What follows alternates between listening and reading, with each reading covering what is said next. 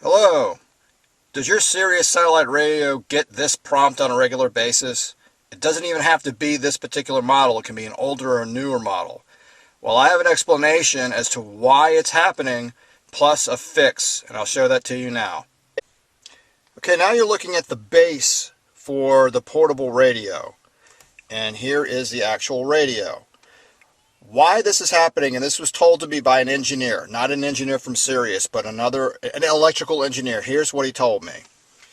It's actually supposedly a flaw in the design. This port here, when you plug in your radio, is for power. This is for the radio signal for you to be able to hear in your car. And there's a hole here, and that hole is where the antenna of the radio goes in. Here's the radio. On the left is the hole where the power goes. In the middle, that's where the signal, that's where the radio playout is. And on the right, there is a hole for the antenna. What's happening is the prong that's on the inside of here, there's a little prong in there. And that prong is the antenna that goes into your radio. Well, what's happening is over time, it doesn't make contact with your portable radio. From expansion and contraction of heat and cold, the metal moves around and eventually it doesn't make contact. Now, I actually bought a new base originally thinking that maybe the base was bad. And it worked at first with the brand new base, but eventually the same problem happened.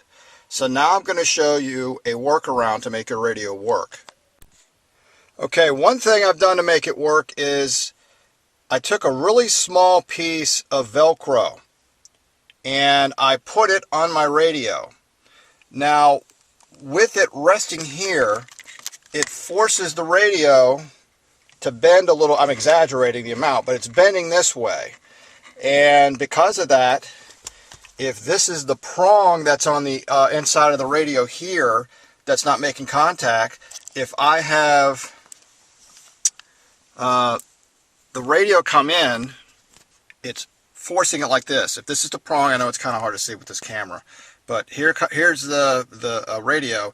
It's not making contact on the left-hand side where my hand is, but if I bend the radio like that slightly, it makes contact. It may not be the strongest signal when the level indicator comes up, but you get a signal. So, as you can see, I put the Velcro as close as I could to here, which is going to make it go up more.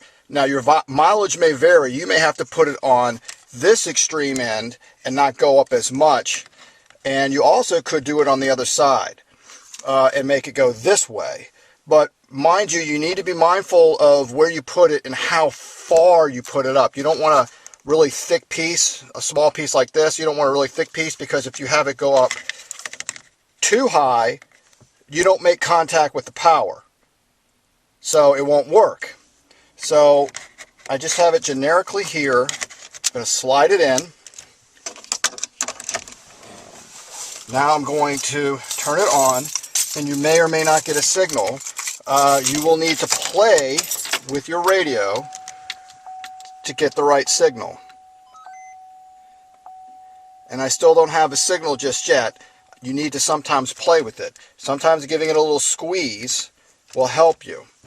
Another factor is, believe it or not, the way I have this set up, it's by the air vent. Again, expansion and contraction.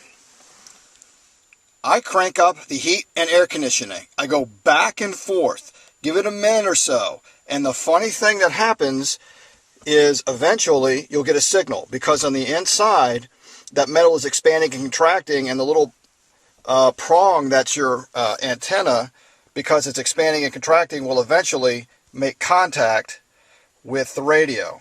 This does work. Your mileage can vary.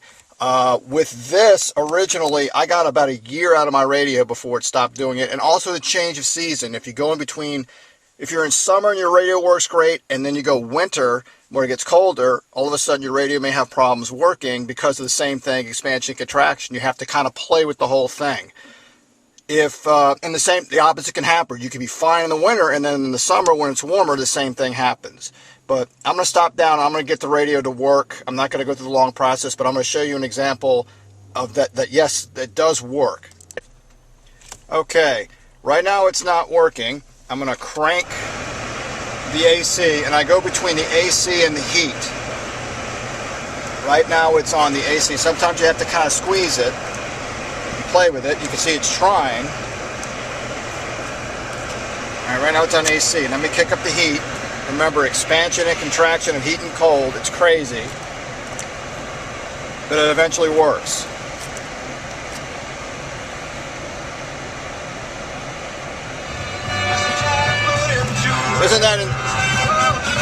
Isn't that crazy?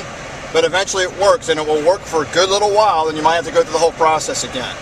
I find that if I am on a trip for 8 hours, once I get it working, it works basically the whole trip. I don't have to adjust it. Oh, look at that. Now I've got a rock solid signal all the way up. It's heat and cold, expansion and contraction of heat and cold, plus because I cheated and tilted it a little bit. In this case, I had to go to this extreme end, and you have to move it back and forth sometimes. If you don't mind playing with it and you don't want to spend the money on a new radio, this actually does work. You just got to kind of play with it. But it will work. Good luck.